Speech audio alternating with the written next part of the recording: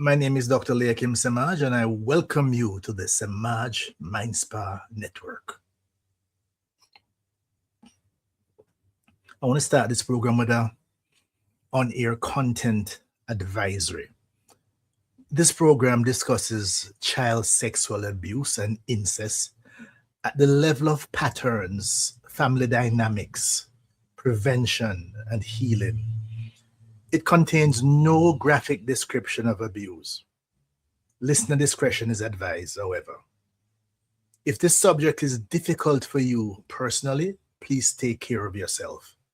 You're welcome to step away and to return to this content at some other time when you're in a better position to receive it. The theme today is pedophilia and incest. Understanding, prevention, and protection. As I say, I'm Dr. Leahcim Semaj Transformation, or should I say quantum transformation psychologist, where we objective is to bring out the best version of yourself. The MindSpa, where mind, spirit, and science meet, where we integrate all of these forces to make sure that the best version of yourself prevails. Now, we give thanks to our listeners on Fit FM 96.7 in Trelawney, St. Anne, St. James, and then moving along the north coast and around to the western end of Jamaica. We also give thanks for those who are online, www.fitfmja.com. So, the wonderful thing about technology, we can spread our wings and to make sure persons share in what we have to offer. So welcome you to the MindSpa. Now, the subject we're dealing with today is one that we're sitting with a subject that many people would rather not sit with at all. Pedophilia and incest. These are words that we tend to whisper if we say them out loud in our homes, or churches or communities. No, we whisper these words. But the reality is that silence never protected a single child. Understanding is what has. Naming has. Courage has. I want to say clearly at the top of this program, this is not a program about condemnation. Not at all. It's a program about understanding what these things are, what happens inside families and communities we trust, what the impact is on those who carry it, and most importantly, what actually works to protect our children and to help survivors heal. Reminding you that my mantra is basic. I do not write and I do not speak to condemn, to convert, or to dictate, but to share ideas and stimulate thinking. Today, that thinking has to go somewhere uncomfortable. Why? Because our children's safety and lives are there. So you stay with me for the next hour so we can help you to make sense of this. Now, I want to start with what I call naming the subject. Definitions are very important. So I want to start by being very precise, because precision is a form of respect for this subject, and confusion is exactly what allows harm to hide. Pedophilia, properly understood, describes a pattern of sexual attraction to children. That's what pedophilia technically means. Sexual attraction to children. It is recognized clinically as a condition of attraction. What attracts you? What is a sexual arousal pattern? Child sexual abuse is something else. It's an act. The two are not the same things. And the distinction matters, because most people who sexually abuse children are not necessarily clinically pedophilias. Many of these people are relatives, family friends, caregivers, people in position of trust who exploit access and power. Understanding that broadens where we look for risk rather than narrate into a stereotype of a stranger in a raincoat. Now, incest, in the context we're discussing today, is sexual contact between family members where there's abuse of trust, authority, or power. Most often, an adult against a child, or an older sibling or relative against a younger one. It is fundamentally about violation of the protective role a family is supposed to play. Now, I want to be very clear about something, because people hear attraction is a condition, and I think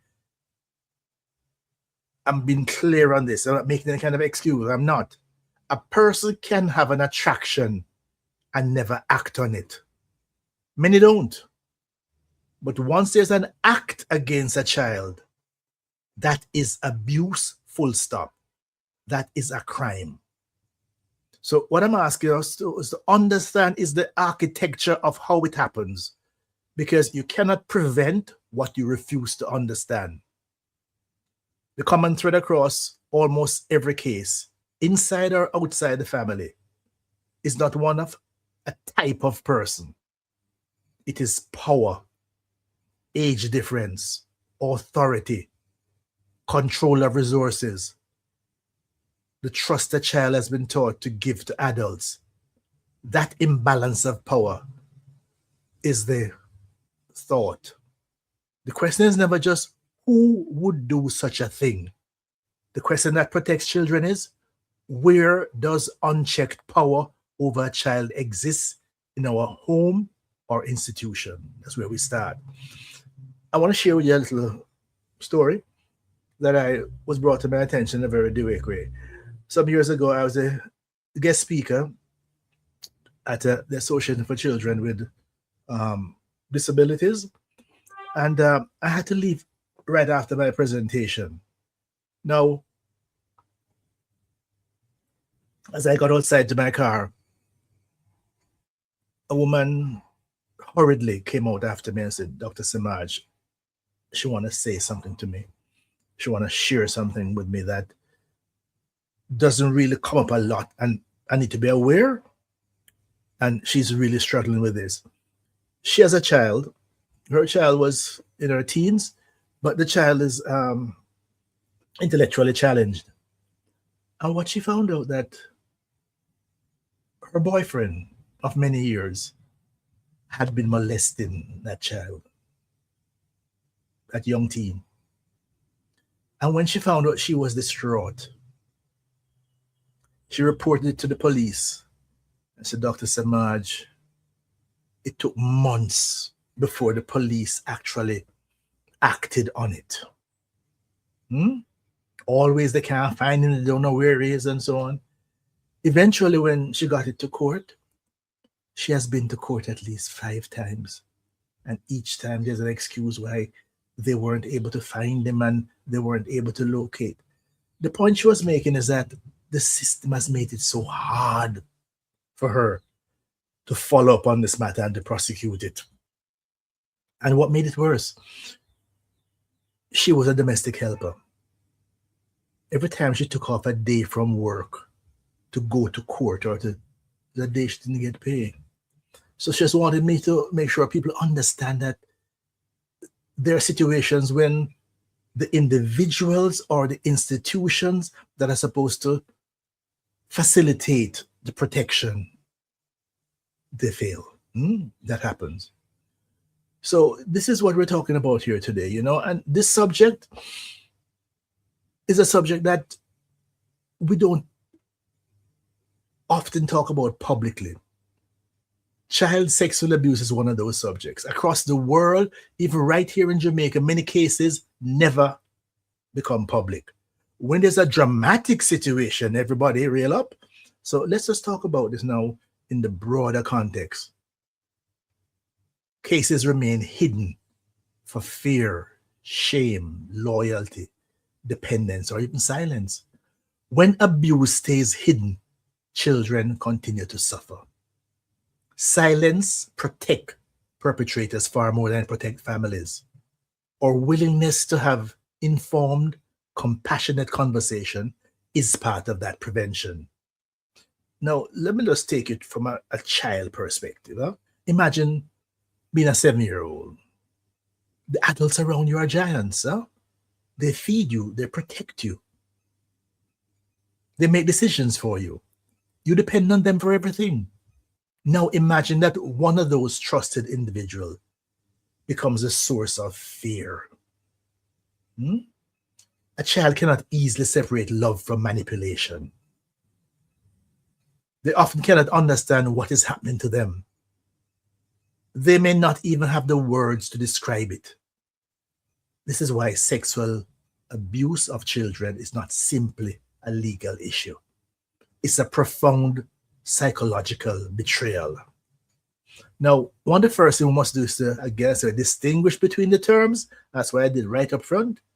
The word pedophilia refers to a psychiatric condition in which an individual experiences a persistent sexual attraction to prepubescent children. That attraction by itself is not the same thing as committing an abuse. Child sexual abuse is the act of exploiting or assaulting a child. Every act of child sex abuse is a crime, but not every individual with pedophilic attraction commits an offense. Many control themselves. Many realize it's a problem. Huh? So I just want to make that clear. Now, incest is the case of adults abusing children. Some involve even older adolescents abusing younger children. So we're going to talk more about this as we get into this topic. Now, why these things happen? But many times they stay buried for years, sometimes for a lifetime.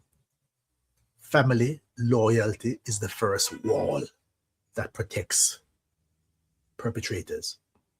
Children or even adult survivors carry an instinct to protect family unit, even the very people who harm them. That's not confusion of a child's part. That's the design of a family system. Love and dependency are supposed to mean safety. When they don't, the child mind is often, they can't hold the contradiction. So silence becomes a coping mechanism. Again, I remember many years ago at Calabash, that incredible literary festival that we have in Jamaica, in St. Elizabeth, Treasure Beach, a poet, a line from a poem that he was talking about the issue of incest. And he said, here was a child said, my mother,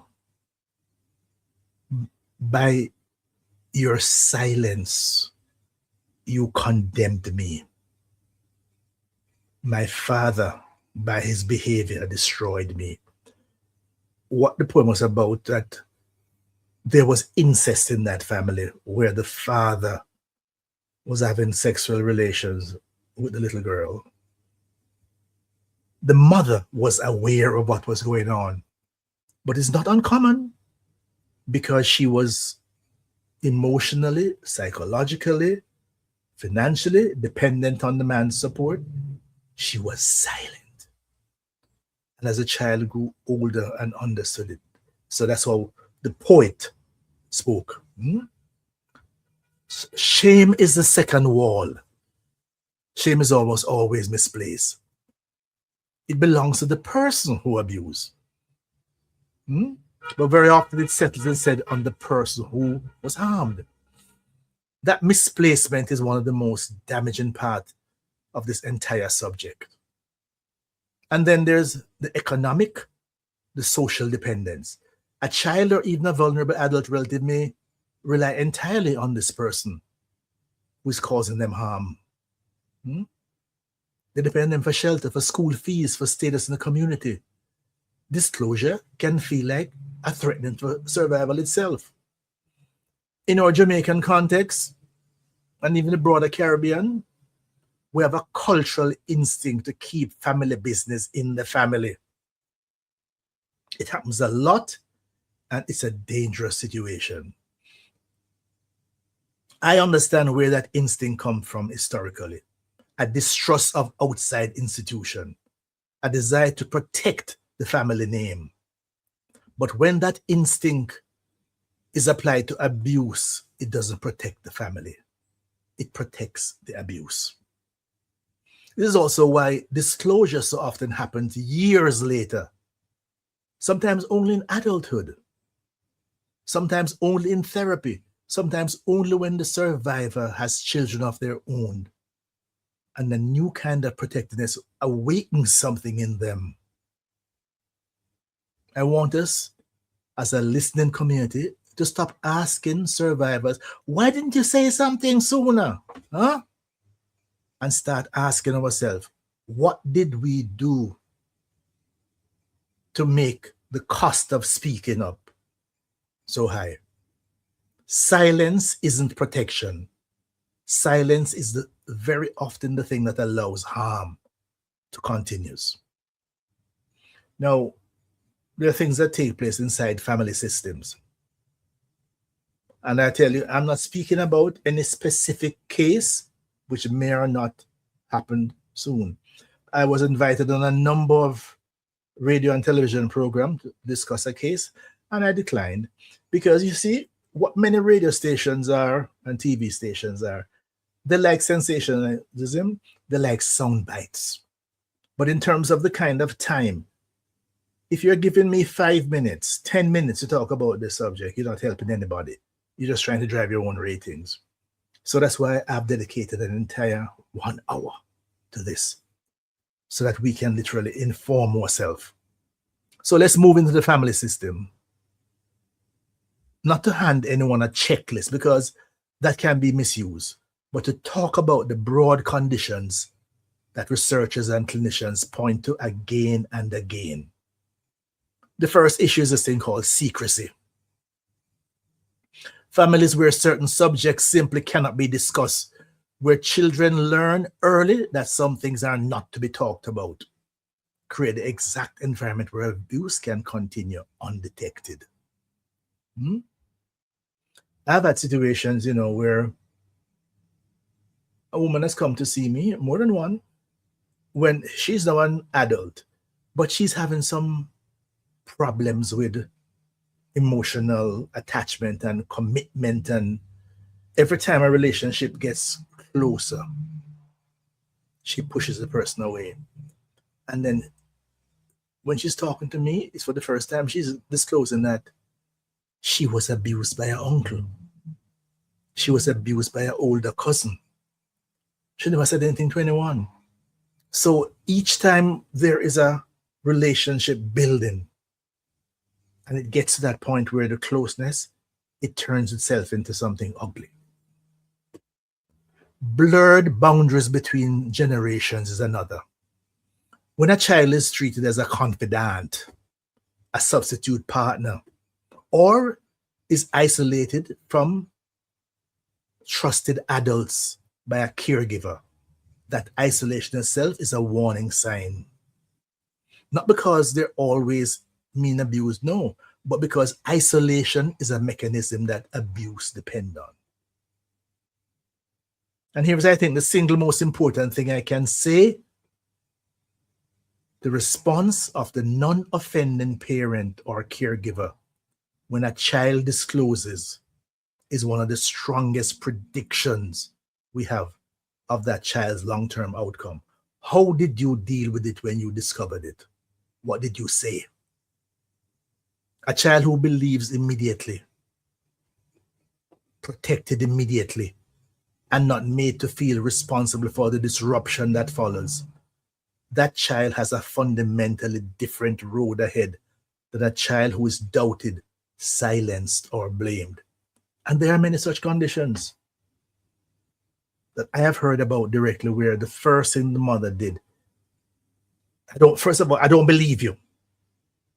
Hmm? Your father would never do that. Your uncle would never do that. It's you making up lies. You telling. Huh? I've heard those stories. So if you take one instructions from this whole program, let it be this. If a child tells you something happened to them, your first job is not to investigate. Your first job is to believe them and to make them feel safe. The investigation comes after. The believing has to come first. How a child is received in the first conversation shapes the entire trajectory of their healing.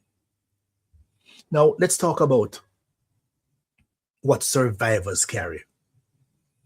And because this is the program rooted in the belief that the best is yet to come, let's talk about what healing actually looks like. The psychological weight of this kind of harm is what we call a complex trauma. It's not a single wound. It's a repeated disruption of the most basic thing a child needs, the sense that the people closest to them are safe.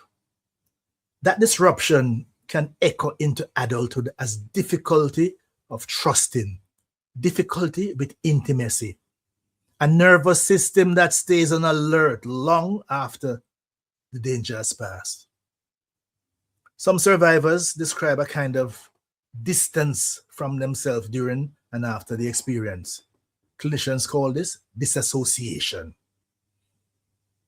I want to name that, not to alarm anyone.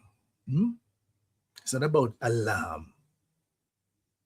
But because survivors who recognize that response in themselves often feel relief simply by knowing it has a name.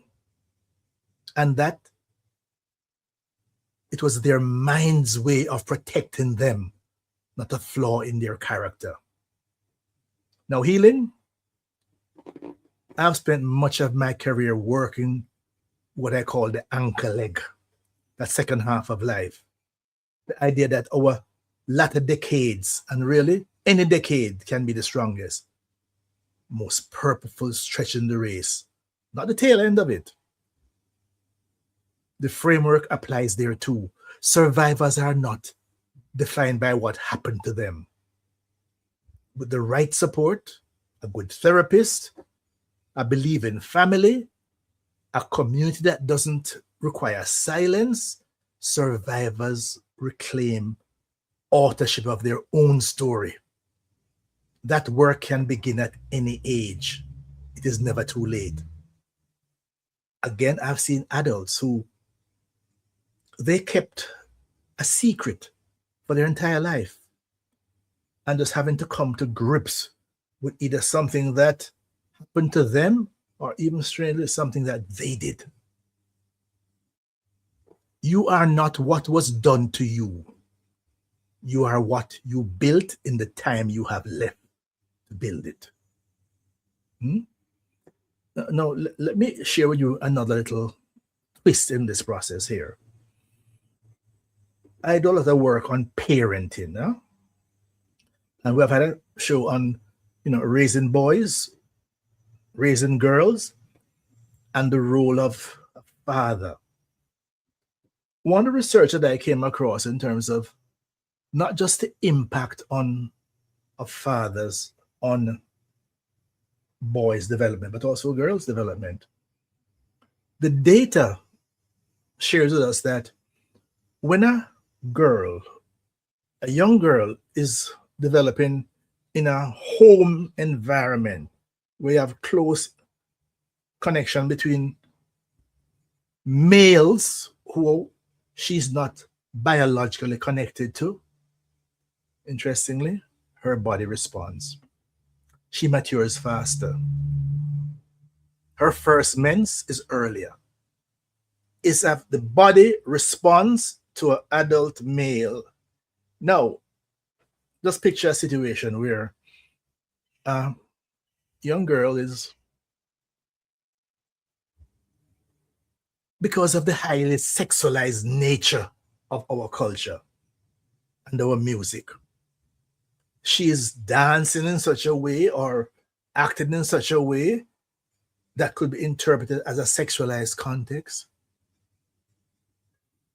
A male in that environment could interpret it, or should I say, misinterpret that behavior and use that to justify his own behavior. Now, you see why it's important for us to literally help men to understand how certain things work with their own. You have a responsibility as a man. At least, let me start with myself. Every child is my child. Every woman I see on the road is somebody that I am supposed to be protecting, looking out for. So the notion of a child making advances to me or be interpreted behavior would never occur to me because I understand the process. So we need to educate men to understand that process. So there's less room for even excuses. Now, let's take this down to the community, the culture, the Caribbean context. Let's widen the lens now from the family to the community. Because in Jamaica and across the Caribbean, the subject sits inside a very particular cultural landscape. We are generally a region that finds it difficult to openly talk about sex or anything to do with sex, let alone sexual harm. It's incredible how we quote unquote talk about it in the music, but more often in a derogatory manner, not a manner that will get people to learn anything from. The general discomfort makes it harder to teach children the language they need to describe what happened to them, and harder for adults to recognize and respond to disclosure when it comes. That's part of the reality of our society. There's also a tension, and I've written about this before in many different contexts. The instinct to protect community and family reputation set against the duty to protect the child. You can see this in schools, in churches, in extended family network. These institutions can be tremendous protective forces when they choose to be. A teacher who notices, a pastor who believes a disclosure instead of protecting an offender, an aunt who says, "Come stay with me," without asking a single shaming question. And when these same institutions close ranks to protect their own reputation, they compound the harm. So understand, you can listen between the lines. I'm talking to everybody because you have a role to play when you hear what is happening, when you see, when even you have a notion. I have an extra, whenever I hear men of whatever age talking about any kind of behavior which I know is harmful to somebody else, especially to children, to young girls, I, in the Jamaican, say, I buy out the argument. Mr. Gentleman, you can't do that. What if it was your child somebody did that to? What if it was your daughter? I want to be fair. This isn't unique to us. Every culture, every religious institution, every nation has its own version of this. But naming our particular version is how we begin to change it. A community's reputation was never meant to be purchased with a child's silence. Again, after this program, you may be put in a little situation because you may know of a situation, an incestuous relationship taking place in your community. And again, by your silence, you continue the harm. You may know of again, you see how the two things many times go together, pedophilic behavior, action, and incest, because by and large, it's a prepubescent child. is the target or is the object. If it's a family member involved, then that's called incest. If it's a non-related person, then it's just straight child abuse. So that there are many contexts and there are many communities. There are many rural communities where it is the standing, as one says, standing joke, the standing understanding. There's a saying in Jamaica that cousin boil good soup. Cousin boil good soup, implying that relationships with relatives are enjoyable. We have to mash down that lie. We have to mash down that lie. We have about limited time left. But I want to talk to you. I want to spend the time we have left on what actually helps. Because understanding without action is just information. Now, think for a moment what a family is meant to be. A family is supposed to be a child's safest place. The home should be where a child sleeps peacefully, learns confidence, feels protected, discovers who they are. When abuse occurs within that home, within that community, the child loses more than safety. The child loses certainty. They lose trust. They may begin to question whether adults can ever be trusted again.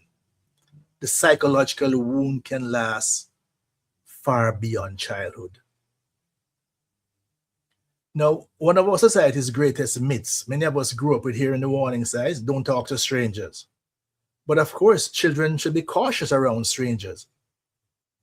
But research from many countries consistently show that most child sexual abuse is committed by someone the child already knows.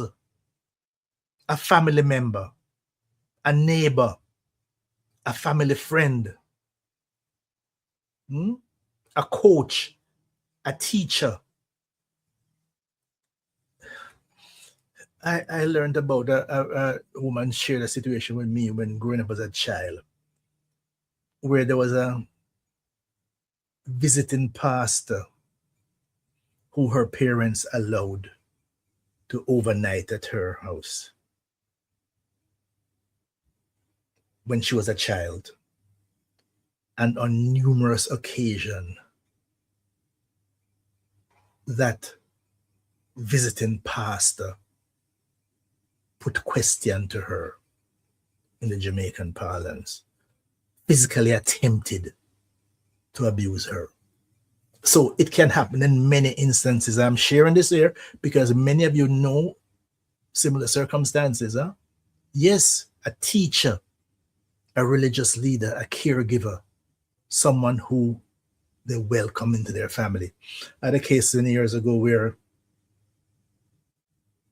a teacher came to see me because he realized that he was, shall I say, skated on thin ice. He described his upbringing as a very strict mother who was also the headmistress of his school.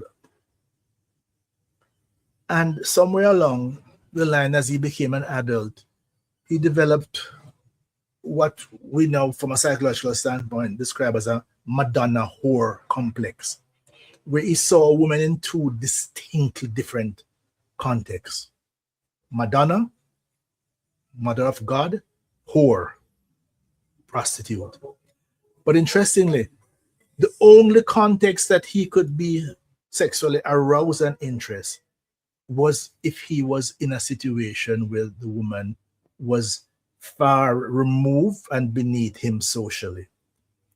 So he would visit brothels, or as they call whorehouses, in the more seedy part of the city. But he was also a teacher. And he was mentioning that at the secondary level, these young girls, oftentimes, he experienced them making advances to him. And he was troubled by what he said to me, that he had not acted on it, but he had been tempted many, many times. But the good thanks is that he sought help because he knew that his behavior had the potential for crossing the line. That's the reality. So this reality changes how we think about prevention. Protection cannot only rely on warning children about strangers. It also requires creating a safe environment. Now, why is this difficult to accept? One reason these cases are so emotional challenges that they often involve people we admire. A respected elder, a successful professional, a beloved relative, someone who appears generous and caring in public. We naturally struggle to recognize and to reconcile those images with the possibility.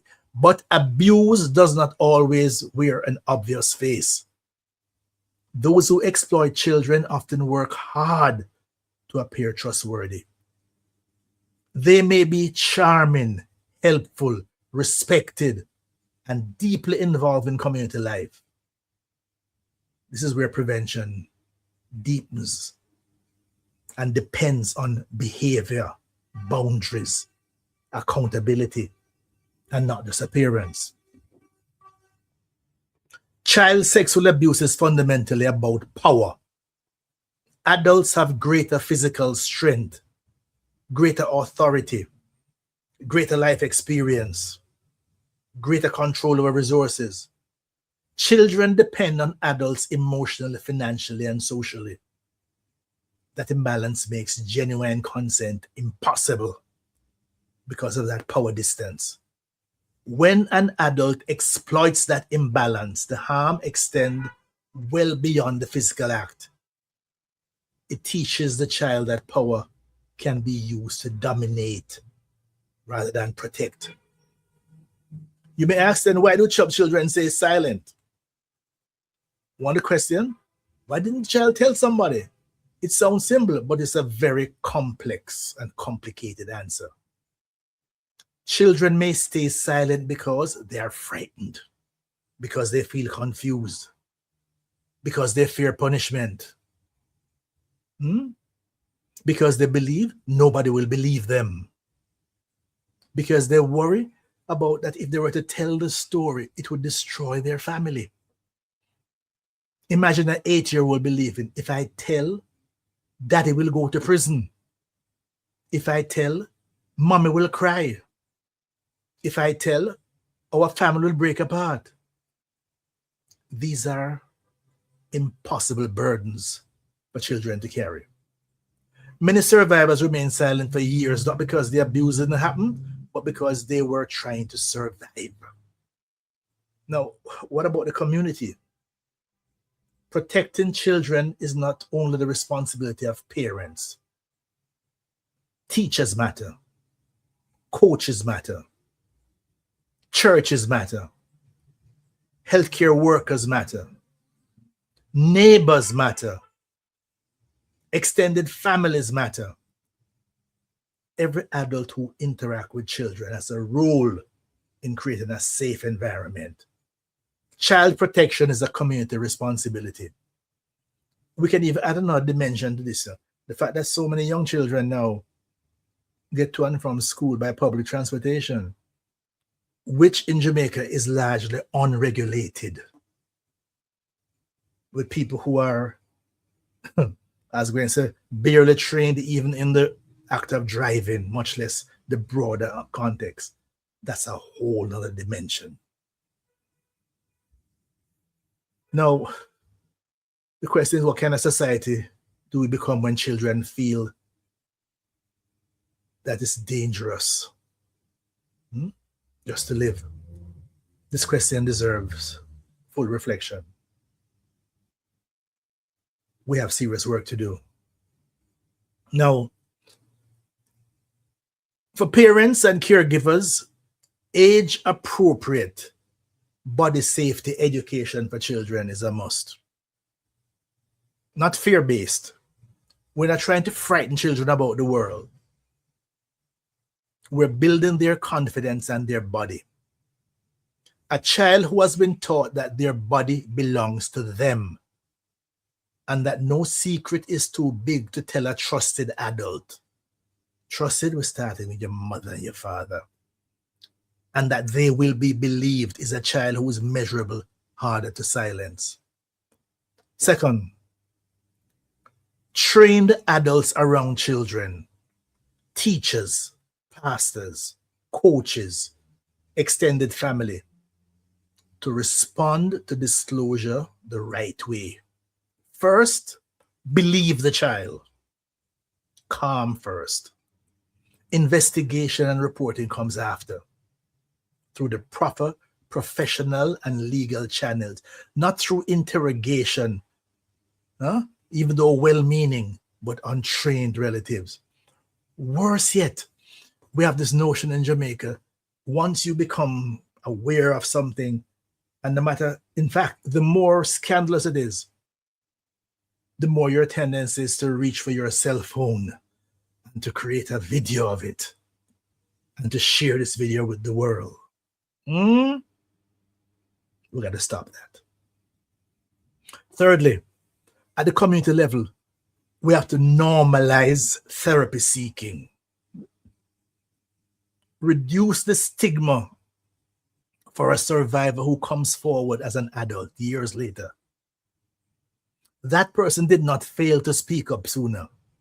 They spoke up exactly when they were finally safe enough to do so. Now, I know that some of you even listening to this program, hearing this now, it may be bringing back memories that you had held deep inside. You maybe now feel a little safer, a little easier with it. But it is still there, and you're recognizing that it has been operating just below the surface of your existence. It is not too late to seek help. Fourthly, again, those of you carrying the attraction, now listen to me carefully now. Those of you who may be carrying an attraction you're frightened of, or who worry about a family member behaving around children, please know that professional help exists specifically for prevention before any harm occurs. I shared you the example where that man came to see me. And I guess it was in the discussion, he was even actually able to, because here this man was a trained teacher. He understood the antecedents of his condition, where just the nature of his upbringing made him into the man that he now was. And the way he was behaving, he understood that he was getting closer and closer to crossing the line. So I'm suggesting that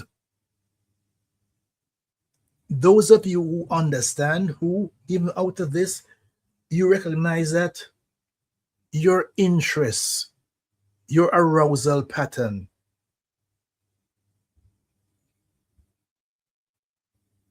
was being directed to and in a manner that is not socially acceptable, that could be dangerous to other people and to yourself, it's important to reach out to somebody who can assist. We don't have enough psychological and psychiatric options in Jamaica, but start where you can. Start where you can. Silence in your situation puts you in greater danger. Protecting children is not one dramatic act. It's 1,000 small, consistent choices to believe, to notice, to speak, that we must be able to do this. So you want to share with somebody who, a confidant, not a scandal monger, somebody who can take your business a street. Can you start with your pastor? Can you start with a close friend to recognize that you do have these desires, you do have these inclinations, you do have these yearnings, and you need help? You need help. Because it's important that you do this, because the longer you take to do so is the harder it becomes to do the right thing. So what do we suggest? We really believe that persons who are in these kinds of situations, it's important for them to reach out to get help, because oftentimes just depending on their own will, their own decision, yes man, I'll be able to control myself, that may not be enough. So that the situation is such that they may have to, it may be useful for them to find a situation where they can get help. Now, the problem is that we don't have enough such forces available. If you talk about just the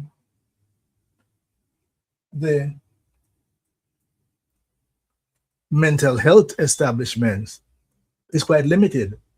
But it's important that whatever you can find, it's important that you can find a way to share it and to reach out, to start with wherever you can.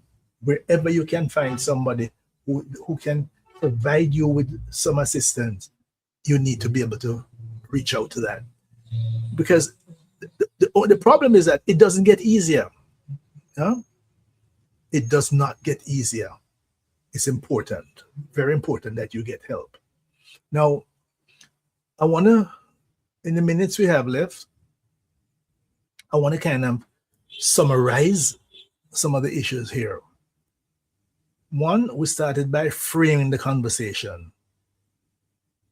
Pedophilia is a diagnosable attraction pattern, whereby a person is sexually attracted to prepubescent children. Child abuse, child sexual abuse, on the other hand, is a criminal act. Not everyone with the attraction offends. And conflating the two muddles both prevention and treatment. Similarly, incest spans a spectrum from abuse of power within family to consensual adult relationships in rare cases. But what we're dealing specifically focused on the children. So there are times if the child sexual abuse is taking place within a family context, now we call that incest. If it's taking place outside, it's now, again, child abuse generated by a pedophilic interest. Position yourself. We're speaking to prevention. Again, we looked at how family loyalty, shame, and economic dependence oftentimes silence victims, especially in tightly knit Jamaican communities. I would not be surprised if after a program like this, there's some concern in some communities. Persons noting clearly that some of the things that they had thought about, that they had noticed about certain families, is real. Power asymmetry, age, authority, caregiving is the common thread across these cases. Disclosure often happens years later, sometime in adulthood. So that don't be surprised if that this process is much deeper and wider than you guess. Family secrecy, blurred generational boundaries, and a caregiving isolation as a child is a red flag worth naming. Without turning this into a checklist, you could have missed some signs. We must talk about the role of non-offending parents and caregiver. Their beliefs or disbeliefs of a child disclosure is one of the strongest prediction of a child's long-term psychological outcome. If a child says something, you believe that child until you can prove otherwise. Because of the kind of sexualization of our children and the kind of inappropriate content that many of our children are being exposed to. I've heard of situations where children have, because they wanted a particular family member to be punished or to be removed from the family, they created a story. And it made a person's life very ugly. So that it's important for us to, yes, start by believing, but it's important to have the proper investigation. Understanding that complex trauma, attachment disruption, difficulty with trust and intimacy in adulthood, and sometimes disassociation as a survival mechanism exists. We have to understand that the emphasis that healing is possible, and that persons who are in their own way been covering this up as a lifetime of hiding from themselves, that it is indeed possible to seek help, but more importantly, to get help. The cultural taboos around discussing sex generally makes abuser hard to name early. Silence isn't protection. It is what allows the harm to continue. Then the tension between community reputation and the protection of child's self, it's a theme that we see too often, so that certain family secrets, some of them have become public secrets, are maintained because status is more important than the child's welfare. Then we remind you that what actually helps: age-appropriate body safety education for children, not fear-based.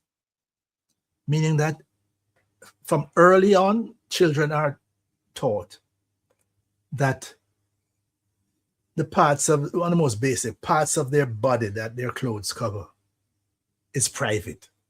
But in terms of the sexualization taking place inside, it makes it even harder.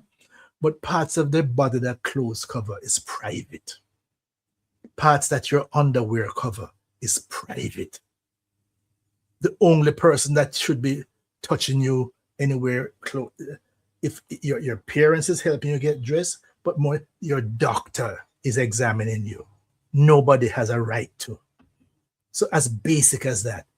So where somebody raises question about that aspects of your body, the first time you hear some kind of comment like that, you share it with somebody close. Share it with somebody, that somebody said so and so, somebody did so and so. Because many times it starts with a precursor. It starts with sometimes some innocent type activity. But make sure the child understands. Train caregivers and teachers to respond to disclosure with belief first, investigation second.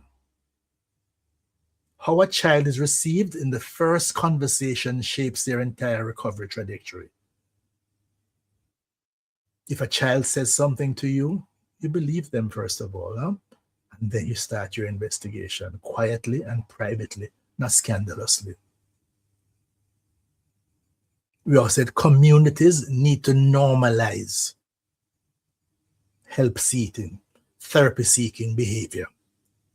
Reduce the stigma for survivors to come forward as adults.